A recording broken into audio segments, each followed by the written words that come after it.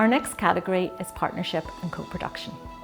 In this category, we recognise the excellent work that has gone on to involve service users and families, to work across different sectors, to consider inclusiveness, and all of the time to think about the end user and the service.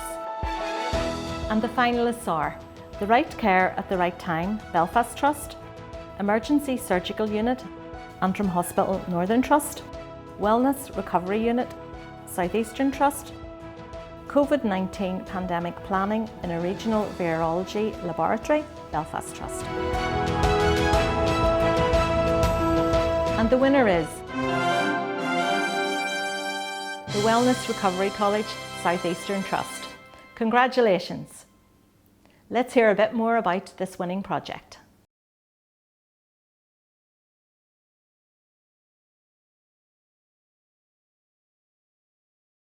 Hi, my name is Eileen Shevlin. I'm the Service User Consultant for the Trust, for the South Eastern Trust. So I just want to give a little bit of context into the Wellness Recovery Network and why it all started off. So I myself found my own recovery through co-production, co-design, shared decision making, co-delivery in the Recovery College, and I loved what I did there.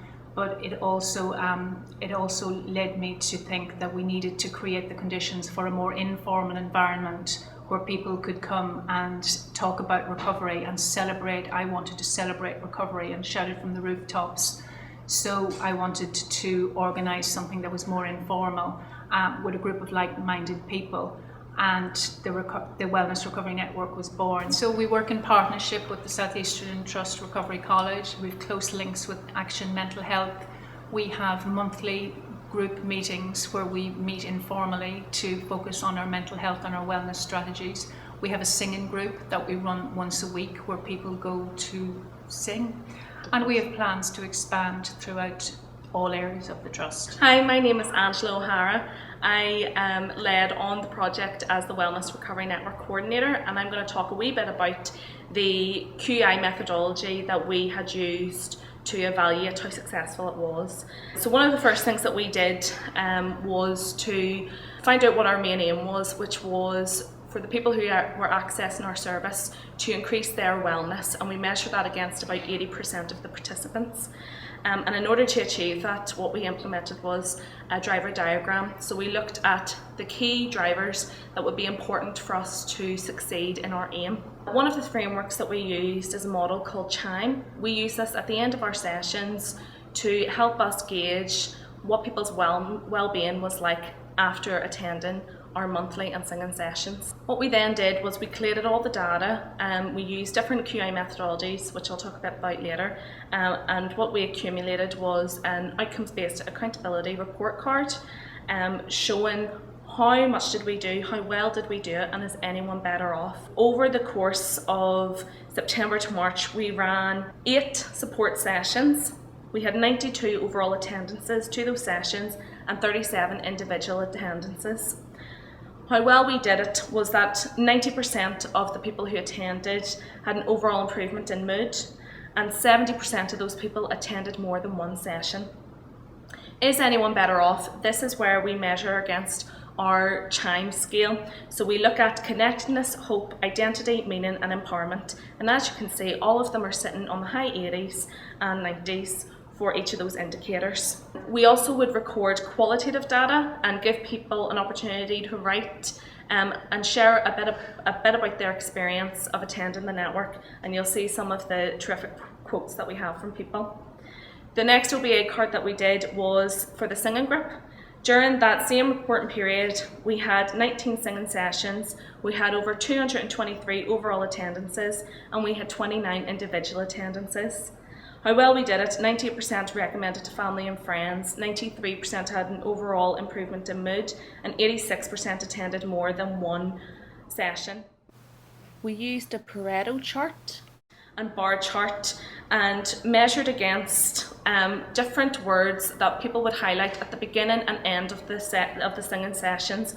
And what you will see is that before singing started, the main words that were spoken were anxiety, depressed, and after the singing ended, it was fun, relaxed, encouraged and connected. So one of the QI methodologies that was fundamental in this project was the PDSA cycles.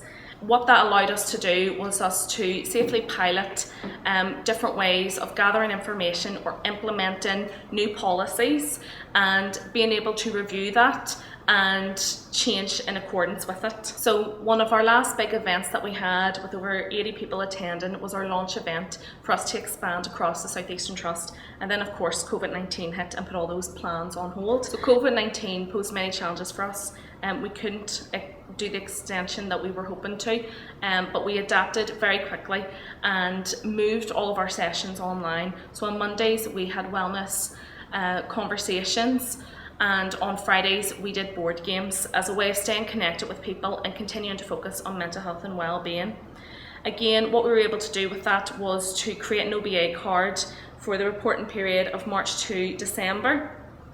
We had 58 sessions online, 339 individual attendances, and the other thing that we did as a way of staying connected with people was 64 online wellness tools. And what we've seen from that on our Facebook page was that more people were engaging with us online. We've seen a 33% increase in our likes and nearly 60,000 views of our posts, with over 7,000 people engaging with us. And once again, you will see those chime indicators. Is anyone better off of the people who attended with us online? Although COVID-19 posed many challenges for us, it also gave us an opportunity to look at some creative and innovative ways of engaging with people. And what we have learned from those is that it was very successful and a way of engaging with people online, which we hope to continue in the future. One of the things that makes the Wellness Recovery Network very unique is that it's inclusive to everyone, as we believe wellness is for everybody. It's a safe place where people can be themselves, but also to build up their strengths and talents. We have a range of volunteers and different people who have opportunities within our service to showcase their talents, their strengths and the different skill sets that they have. And now you're going to hear from some of them to talk a wee bit about their journey of being in the network. Hi, my name is Robert Shanks. I am a committee member within the network and a volunteer. I was attending Action Mental Health in Newtownards, recovering from an addiction, and I was asked if I would be interested in attending the network. I hemmed and hawed a bit because I didn't know what this meant, but on my first visit to the network I found that I was with people that have similar problems but parallel recovery lines, and certainly that was the start of my recovery. Part of my recovery also, seeing people willingly come to these meetings with maybe inquisitive, but very much then they start attending on a monthly basis as a regular. And certainly when it comes to the board game on a Friday, I have to say that I have never seen such a competitive group. I was introduced to the singing group and I was a wreck at it, but soon found out that this was a good place for me to be. Now, singing to me is high up there on priorities for me in my recovery. I found myself wanting more of this. So I offered my services if there was anything that I could do to be of any help, because I felt, and very much strongly felt, that if I could be of help to one person in recovery, that was a winner for me. I'm also a master baker. Brought little goodies to everybody. I had shortbread, sausage rolls, nice fresh scones with cream, and now I'm believing that it's the cream scones that keeps me here. It's nothing to do with my personality, it's all got to do with the cream scones. Hi, my name is Pauline Murdoch. I am David's wife and also his full-time carer. Hello, I'm David Murdoch. How we first learned about the network is go back a little bit from that. David had an appointment and he'd come out with a recovery college brochure in which he had suggested that he attend an anxiety course to see how it suited him. So he did that, and to be honest, within 2 to 3 weeks of him starting the course, I could see a complete transformation in David's mood and how he coped with his depression and anxiety. And it was taken by Eileen, and before the end of the course she invited David along to a network meeting, and she was just setting this up and would we come along and see what happened. David was too anxious to come on his own, so he said for the first couple of months would I come with him, which I was quite happy to do, and realised very quickly how much it suited David and his problems, and it suited me too. And as I could see the improvement in what was happening for both of us, we realised we wanted to volunteer more and more and do anything we could to help the network. So following on from what my wife Pauline had said, I came along to the network initially to listen, to find out what it was about.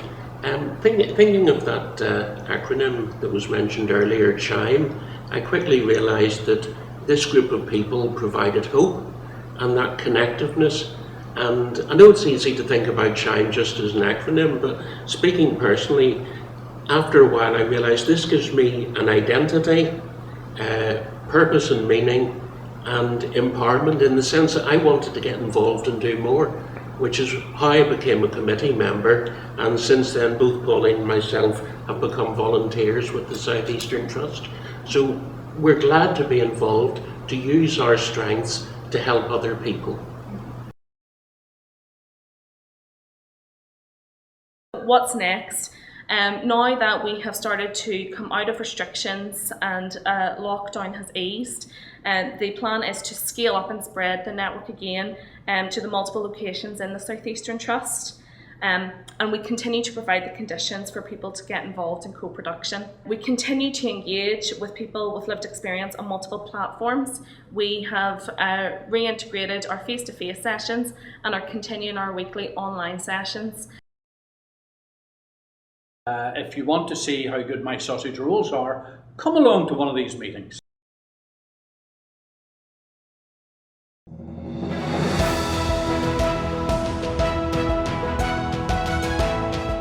Angela and Eileen, I'm delighted to present you with the award for partnership working and co-production. Very well done. Thank you so much for this award. It means a lot to all of us who are involved, and a special thanks to our volunteers, to all the people who attended the network, and to all of the partners that we work with.